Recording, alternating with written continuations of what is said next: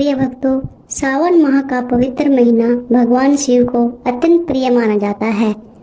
सावन माह में शंकर भगवान का स्मरण, शिवलिंग पर जल अर्पण और सच्चे मन से की गई प्रार्थना भगवान को अत्यंत प्रिय लगती है। इस माह में की जाने वाली भक्त द्वारा पूजा से उसके जीवन में सकारात्मकता आती है। आज हम श्रावण माह के 10वें दिन की कथा सुनेंगे। श्रावण मास में हम श्रावण महात्म्य का अध्ययन करेंगे। आज 10वां अध्याय है। श्री हनुमान, श्री नरसिंह जी तथा शनि व्रत। भगवान शंकर ने ब्रह्मपुत्र संत कुमार से कहा, अब मैं तुम्हें शनिवार व्रत की विधि और महात्म्य कहूँ, तुम ध्यान लगाकर सुनो। श्रावण मास में शनिवार को 3 देवताओं श्री हनुमान, श्री नरसिंह जी तथा श्री शनि की पूजा की जाती है। पहले मैं तुम्हें श्री हनुमान जी को प्रसन्न करने की विधि बताता हूँ। श्रावण महीने के शनिवार को हनुमान जी को खुश रखने के लिए अभिषेक तिलों के तेलों द्वारा रुद्र मंत्रों से करें। तेल मिश्रित सिंदूर उनके शरीर पर लगाएं। जपा, अर्क तथा मंदार की माला से पूजा कर नैवेद्य के लिए उड़द का बड़ा पकौड़ा तथा उपचारों द्वारा पूजन करें। उनके 12 नाम इस प्रकार हैं: हनुमान, अंजनी पुत्र, वायुपुत्र, महाबली, रामेष्ट, फाल्गुन सखा, निपांग,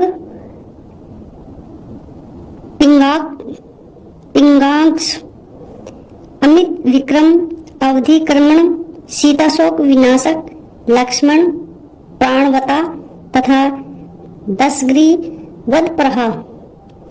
जो सुबह उठकर इन 12 नामों का जाप करता है उसे कभी कष्ट की अनुभूति नहीं होती, उसको संपूर्ण ऐश्वर्य प्राप्त हो जाता है।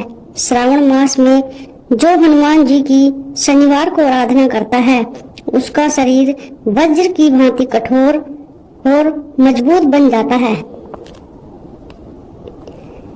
उसकी बुद्धि तीव्र हो जाती है, उसके शत्रु निस्तेज हो जाते हैं, मित्रों की संख्या भी बढ़ जाती है।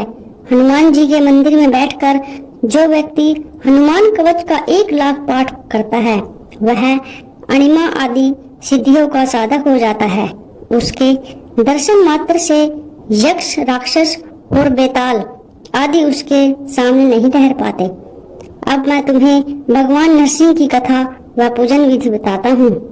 दीवार पर या स्तंभ पर नरसिंह जी का चित्र बनाकर लक्ष्मी जी सहित हल्दी सहित चंदन, नीले या पीले फूलों द्वारा पूजन करना चाहिए।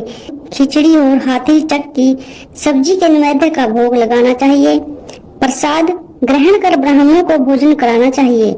इसके बाद भगवान नरसिंह को तिल के तेल या शुद्ध घी के से स्नान कराना चाहिए। शनिवार के दिन स्वयं सपरिवार शरीर पर तेल लगाकर नहाना चाहिए। उड़द की दाल की खिचड़ी बनानी चाहिए, इससे भगवान नरसिंह खुश हो जाते हैं। इस प्रकार श्रावण मास में समस्त शनिवार को व्रत रखें। इस व्रत से लक्ष्मी का निवास घर में हर समय रहता है, धन धान्य की वृद्धि होती है, प्राणी इस संसार में हर तरह का सुख भोग कर बैकुंठ हो जाता है। भगवान नरसिंह के वरदान तथा प्रसाद से उसकी चारों ओर कीर्ति फैलती है। अब मैं शनिवार व्रत के विधि तथा उसका महात्म्य बताती हूँ। श्रावण के समस्त शनिवार को शनि का व्रत करें। किसी लंगड़ा ब्राह्मण या उनके न मिलने पर किसी अन्य ब्राह्मण को तिल का तेल लगाकर गर्म पानी से स्नान कराएं। इसके बाद नरसिंह व्रत में बताए अनुसार अन्न से उसे भोजन कराना चाहिए। शनि के प्रत्यर्थ तेल, लोहा, तिल, उड़द तथा काला कंबल दान करें। अब मैं शनिदेव के रूप रंग का वर्णन करता हूँ।